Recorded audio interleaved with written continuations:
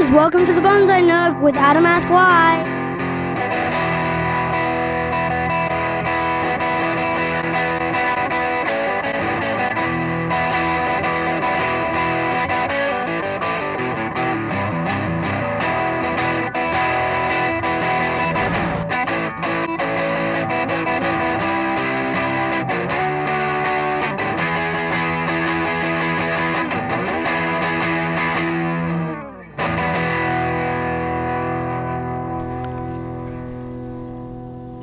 Hey guys, welcome to the Bonsai Nook.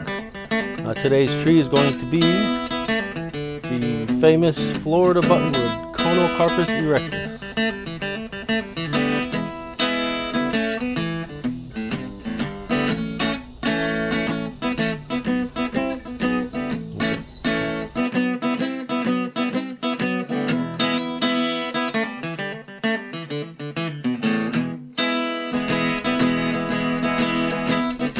Conocarpus erectus, another name, or the common name, is buttonwood. We don't really know where the name buttonwood comes from, but some people say that the wood is so hard you can make decent buttons out of it. Sometimes people say that the fruit, which is a round cone, which where we get the name Conocarpus, means cone-like fruit. Some people say that little round fruit looks like one of the old style buttons that were made out of leather from when the first European settlers came to Florida, La Florida, searching for the fabled fountain of youth. Buttonwoods are known for their deadwood. Now, if this were living in an ideal environment, we wouldn't have this deadwood, because Conocarpus erectus means it grows straight up, kind of what this long shoot here is doing.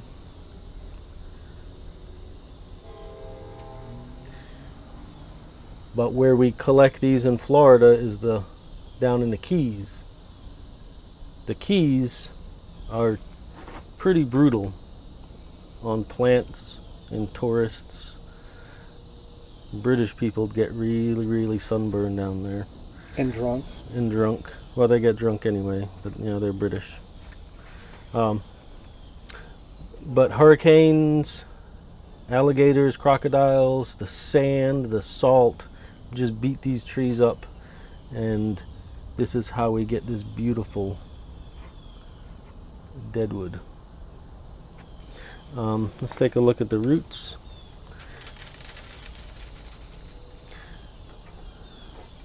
We could use a repot on this. I think we have enough time here.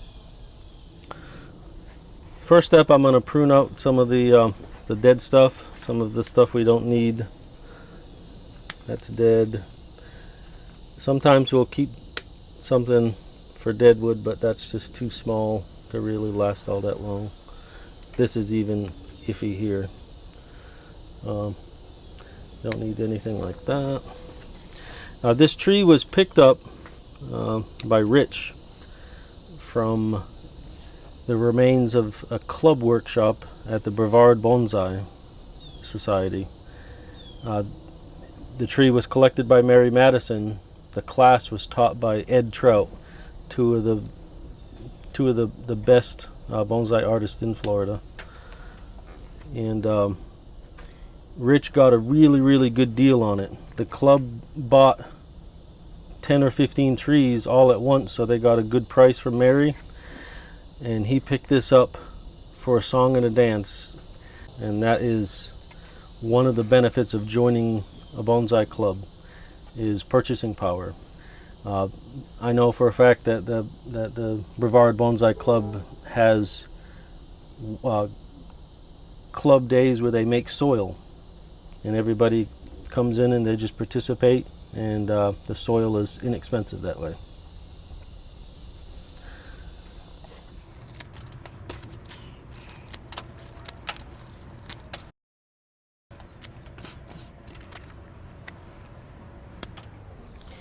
We don't need all these small things when we have big branches we can work with. we don't tend to want to keep two branches that are opposite each other on one of the main branches. But we're going to keep those for now. This is dead. That's dead. That's dead. I'm going to keep all three of these. I'm not sure which one I'm going to use. I'm going to get rid of that one. And I'm not going to cut the top yet. But there'll be a point where I cut it. A point like down the road, or? It'll be momentarily. Okay. Hey, Rich, can you hand me that wire brush? Wire brush? Wire brush? Because it works. Just a brass brush. And we're gonna just clean it up just a little bit. It's not too bad. I'm just gonna take off some of the looseness. For the peanut gallery out there asking about lime sulfur, we can lime sulfur this whenever we want. And you know who I'm talking about.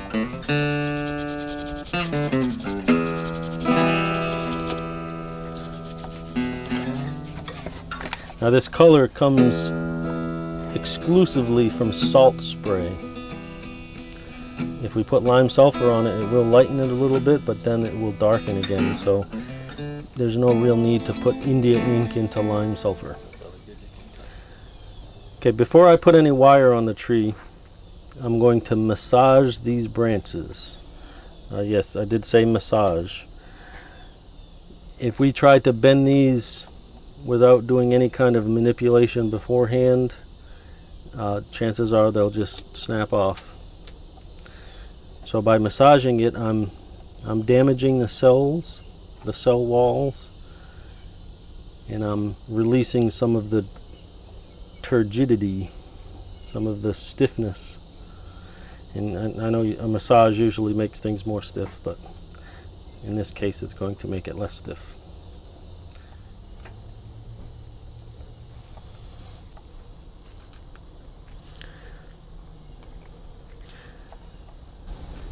What do you charge for a massage, Adam? Depends on how cute you are.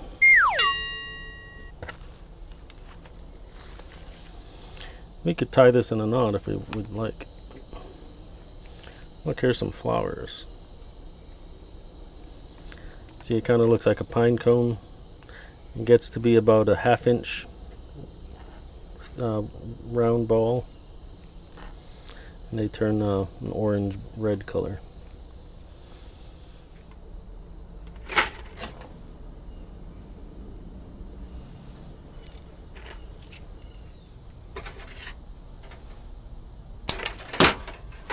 The right tool for every job, right?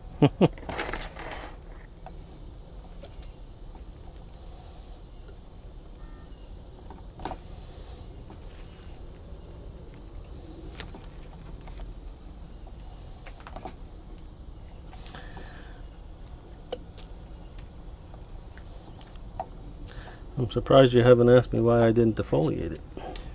Adam, can I ask you a question? Sure. Why haven't you defoliated it yet? Well, I don't really need to. All the foliage is on the tips of the branches. Good point. Now we're doing this work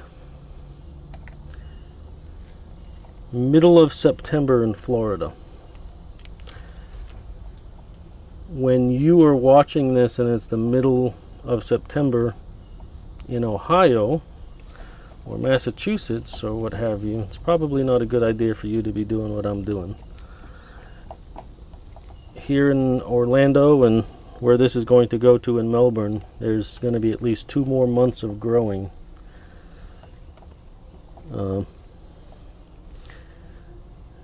Unless you have a greenhouse situation that where you have heat that you can supply to the roots, not a good idea to be working on buttonwood now.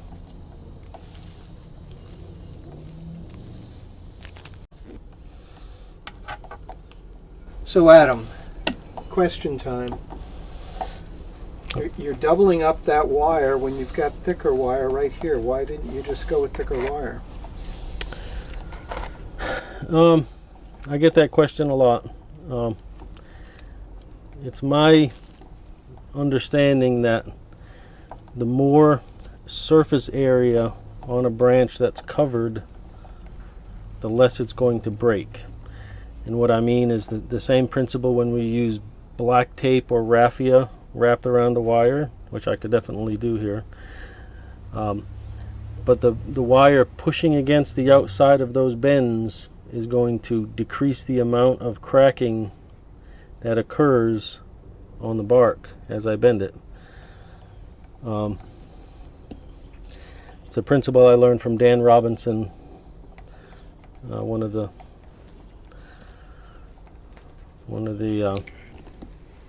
of my favorite artists.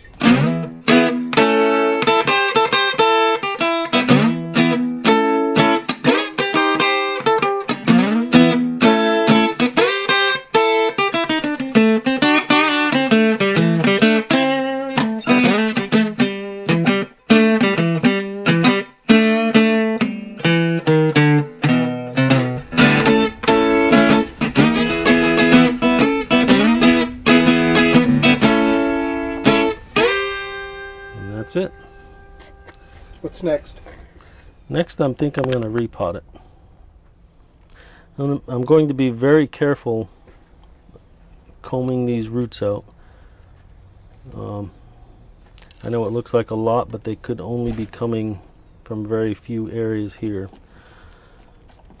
So I don't want to kill this tree, because killing trees causes enemies. Making progress. A little bit at a time. Now, of course, there's not going to be too many roots coming where the deadwood is, but they will come from here and here.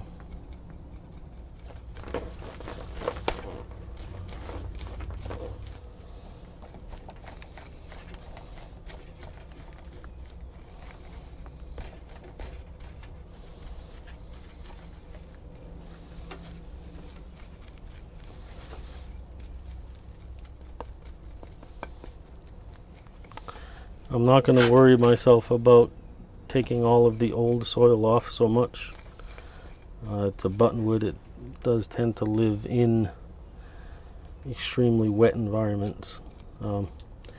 As we repot it over the years, we're going to get rid of most of that rotted organic material. But the initial potting, we don't have to do too much with that. I think that's about as good as I can do at the moment until I clean off my table here. And you know what they say about a clean desk means an empty mind? I think that's what they say. But through the miracle of modern television, now we're ready for a pot. This is Rich's pot, made by Sarah Rayner, SR. The preeminent, or one of the best American potters.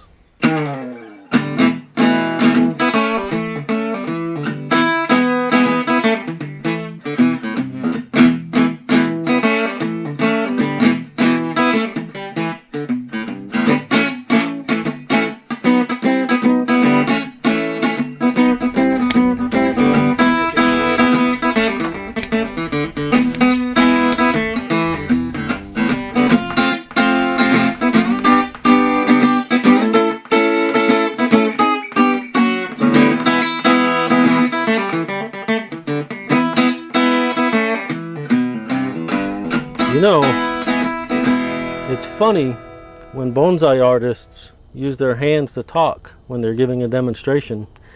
I once went to one young kid who was giving a demonstration, and he was talking about putting the tree strongly into the pot.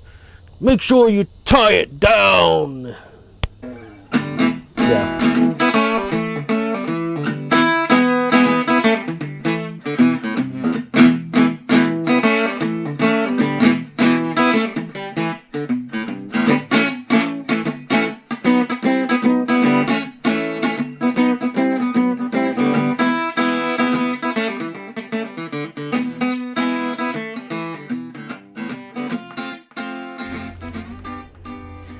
we did a quick prune, repotted, cleaned the deadwood, put wire on it.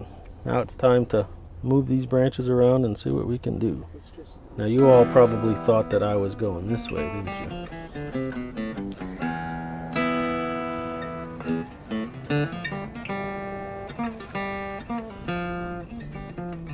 As I bend, I'm making sure the main part of the bend is right where the wire is going across.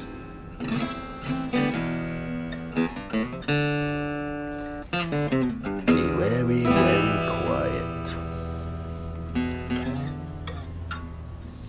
And of course that's when the truck drives by.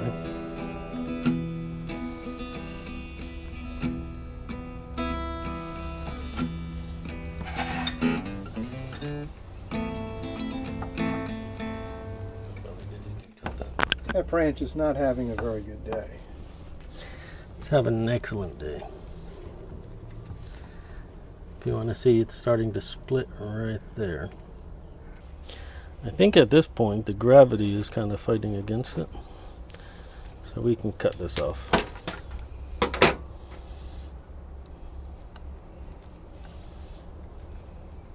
Ultimately, that'll be a side branch or an apex.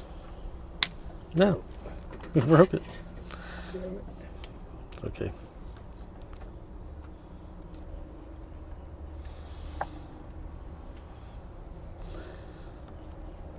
And it broke because I didn't have enough wire. We have a straight branch.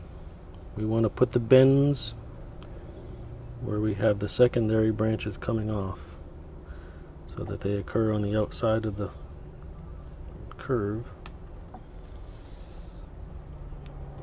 That's how a tree naturally grows. It'll go like this. When it gets a new branch, it starts growing that way and starts growing that way, and then it gets a new branch and starts pushing it that way. I have all the branches placed. Before we finish, I'm going to cut back to one set of leaves where I can. We want to push this foliage back here instead of being way out here. And there we have it, a Florida Buttonwood collected by Mary Madison, purchased by Rich at the Brevard Bonsai Club for $50. Thanks for watching the show. If you have any questions, letters to the editor, you can ask Adam Ask Why, or how, or to what extent. Please send in your questions. It's adamaskwhy@att.net. And we'll see you later. Make sure you like, share, and follow, subscribe, tell your friends, tell your enemies, tell my enemies. We'll see you later. Thanks.